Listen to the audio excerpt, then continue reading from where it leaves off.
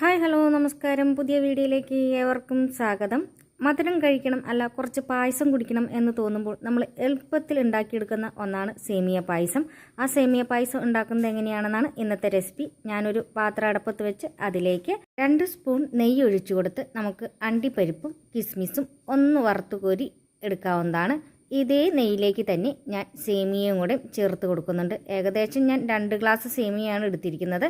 നിങ്ങൾക്ക് ആവശ്യാനുസരണം എടുക്കാം. ഈ സേമിയ നെയ്യിലൊന്ന് വറുത്ത് എടുക്കുക. ഒരുപാട് കളറൊന്നും മാറ്റി കളയരുത്. ഇതേ പരുവത്തിൽ ആ നെയ്യിൽ വറുത്തെടുക്കാനേ പാടുള്ളൂ. ഇനി ഇതിലേക്ക് ഞാൻ 1/2 ലിറ്റർ പാലും വെള്ളവും കൂടി ചേർത്തതാണ്. അത് ഒഴിച്ചു കൊടുക്കുന്നുണ്ട്.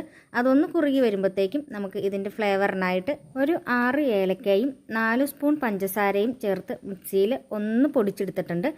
ഈ പഞ്ചസാര പൊടിച്ചത് ഞാൻ ഇപ്പോൾ തന്നെ ഇതേ പായസത്തിൽ ചേർത്ത് കൊടുക്കുന്നതാണ്.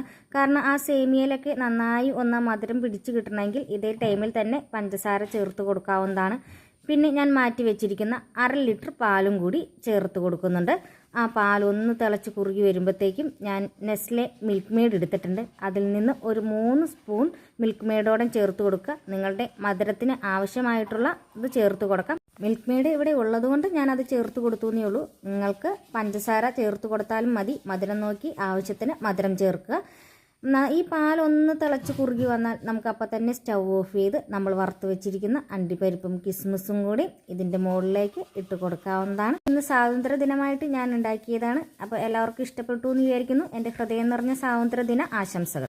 അപ്പോൾ പുതിയ വീഡിയോയുമായി കാണാം. Tata, bye bye.